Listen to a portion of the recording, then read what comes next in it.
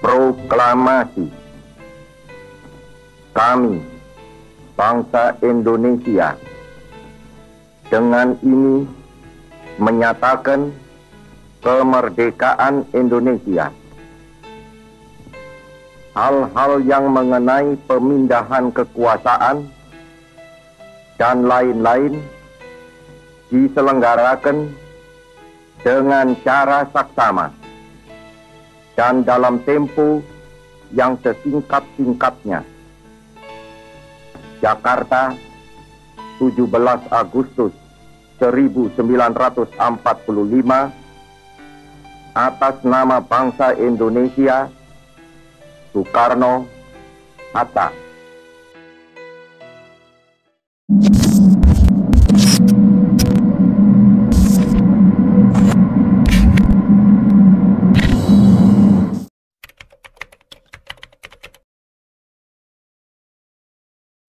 Pada tanggal 17 Agustus tahun 1945, proklamasi kemerdekaan Indonesia bukanlah sebuah akhir dari perjuangan rakyat Indonesia.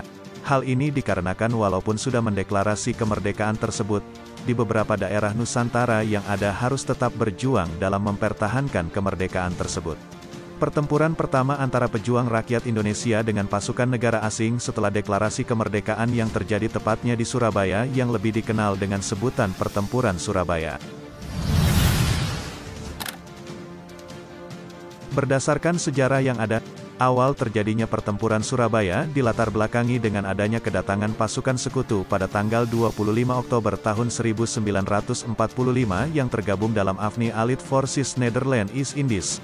Kedatangan pasukan AFNI tersebut ke Surabaya tepatnya di Tanjung Perak dipimpin oleh seorang jenderal yang bernama Brigadir Jenderal A.W.S. Malabi yang kemudian membuat sebuah pos pertahanan. Tujuan awal dari kedatangan sekutu tersebut adalah mengamankan tawanan perang, melucuti senjata para tentara Jepang serta menciptakan ketertiban setelah mengumandangkan kemerdekaan tersebut. Hal ini dilakukan oleh pasukan sekutu dengan menyebar selebaran yang memiliki maksud agar masyarakat setempat menyerahkan senjata yang mereka miliki ke pihak mereka. Walaupun pada akhirnya para pasukan sekutu juga pada kenyataannya melakukan tindakan di luar tujuan awal mereka, di mana pasukan sekutu yang kebanyakan pasukan Inggris tersebut pergi menyerbu penjara di Surabaya dalam upaya membebaskan tawanan pasukan sekutu lain yang ditahan di Indonesia. Para pasukan sekutu juga berusaha untuk mengambil alih serta menduduki berbagai tempat vital yang ada di Surabaya.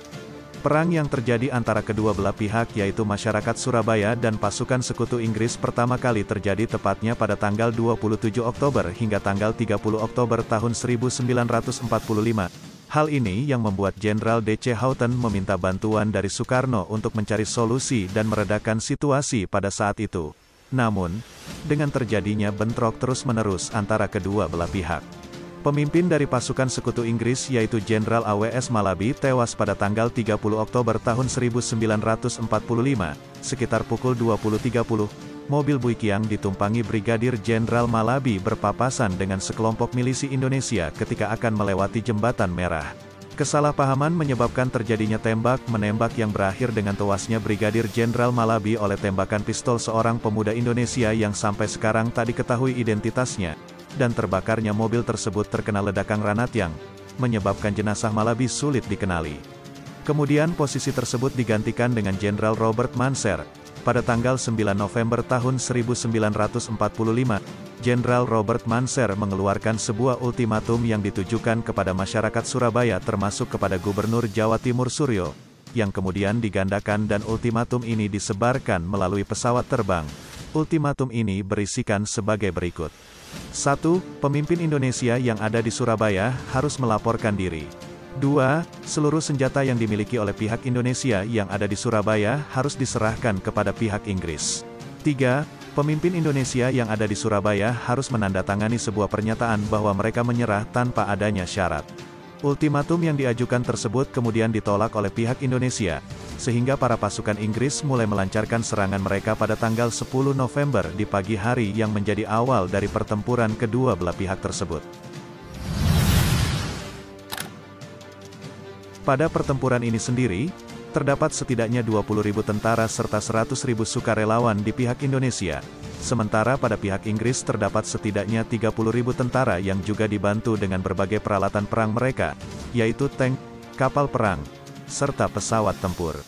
Pada tanggal 10 November tahun 1945, di mana terjadinya bentrok antara pasukan sekutu serta are-are Surabaya ketika pasukan sekutu tersebut hendak menyerang kota Surabaya yang langsung dihadang oleh masyarakat Surabaya. Pertempuran yang terjadi itu menghasilkan banyak korban jiwa pada kedua belah pihak. Namun, khususnya untuk masyarakat Surabaya yang kehilangan 20.000 korban jiwa akibat pertempuran tersebut, di mana pada pihak sekutu kehilangan kurang lebih 1.500 korban jiwa. Pertempuran Surabaya ini berlangsung selama 3 minggu di mana menimbulkan berbagai kerugian besar bagi masyarakat di kota Surabaya dan juga Indonesia. Dalam usahanya melawan pihak sekutu tersebut, are-are Surabaya dipimpin oleh Bung Tomo yang mengumandangkan pidato berapi-api yang berhasil untuk membangkitkan semangat masyarakat Surabaya untuk melawan dan mengusir penjajah dari negara Indonesia.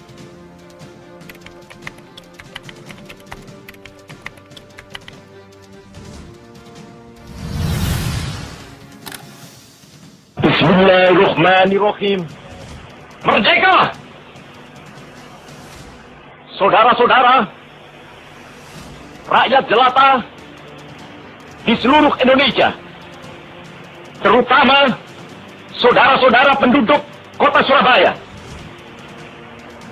kita semuanya telah mengetahui bahwa hari ini tentara Inggris telah menyebarkan pamflet-pamflet yang memberikan suatu ancaman kepada kita semua. Kita diwajibkan untuk dalam waktu yang mereka tentukan menyerahkan senjata-senjata yang telah kita rebut dari tangannya tentara Jepang. Mereka telah minta supaya kita datang pada mereka itu dengan mengangkat tangan. Mereka telah minta supaya kita semua datang pada mereka itu dengan membawa bendera putih, tanda bahwa kita menyerah kepada mereka. Saudara-saudara, di dalam pertempuran-pertempuran yang lampau, kita sekalian telah menunjukkan bahwa rakyat Indonesia di Surabaya, pemuda-pemuda yang berasal dari Maluku, pemuda-pemuda yang berasal dari Sulawesi, pemuda-pemuda yang berasal dari Pulau Bali, pemuda-pemuda yang berasal dari Kalimantan, pemuda-pemuda dari seluruh Sumatera, pemuda Aceh, pemuda Tapanuli, dan seluruh pemuda Indonesia yang ada di Surabaya ini, di dalam pasukan-pasukan mereka masing-masing, dengan pasukan-pasukan rakyat yang dibentuk di kampung-kampung, telah menunjukkan satu pertahanan yang tidak bisa dijebol, telah menunjukkan satu kekuatan, sehingga mereka itu terjepit di mana-mana. Hanya karena taktik yang licik daripada mereka itu, saudara-saudara, dengan mendatangkan presiden dan pemimpin-pemimpin lainnya ke Surabaya ini, maka kita tunduk untuk memberhentikan pertempuran. Tetapi pada masa itu, mereka telah memperkuat diri. Dan setelah kuat, sekarang inilah keadaannya. Saudara-saudara, kita semuanya, kita bangsa Indonesia yang ada di Surabaya ini, akan menerima tantangan tentara Inggris itu. Dan kalau pimpinan tentara Inggris yang ada di Surabaya ingin mendengarkan jawaban rakyat Indonesia, ingin mendengarkan jawaban seluruh pemuda Indonesia yang ada di Surabaya ini, dengarkanlah ini, tentara Inggris. Ini jawaban kita. Ini jawaban rakyat Surabaya. Ini jawaban pemuda Indonesia kepada kau sekalian. Hei, tentara Inggris, kau menghendaki bahwa kita ini akan membawa bendera putih untuk takluk kepadamu. Kau menyuruh kita mengangkat tangan datang kepadamu. Kau menyuruh kita membawa senjata-senjata yang telah kita rampas dari tentara Jepang untuk diserahkan kepadamu. Tuntutan itu, walaupun kita tahu bahwa kau sekalian akan mengancam kita untuk menggempur kita dengan seluruh kekuatan yang ada, tetapi inilah jawaban kita. Selama banteng-banteng Indonesia masih mempunyai darah merah yang dapat membuat setarik kain putih, merah dan putih, maka selama itu tidak akan kita mau menyerah kepada siapapun juga. Saudara-saudara rakyat Surabaya, siaplah, keadaan genting. Tetapi saya peringatkan sekali lagi, Jangan mulai menembak. Baru kalau kita ditembak, maka kita akan ganti menyerang mereka itu. Kita tunjukkan bahwa kita ini adalah benar-benar orang yang ingin merdeka. Dan untuk kita, saudara-saudara, lebih baik kita hancur daripada tidak merdeka. Sebelum kita tetap merdeka atau mati. Dan kita yakin, saudara-saudara, pada akhirnya, pastilah kemenangan akan jatuh ke tangan kita. Sebab Allah selalu berada di pihak yang benar. Percayalah, saudara-saudara, Tuhan akan melindungi kita sekalian. Allahu Akbar, Allahu Akbar, Allahu Akbar. Merdeka!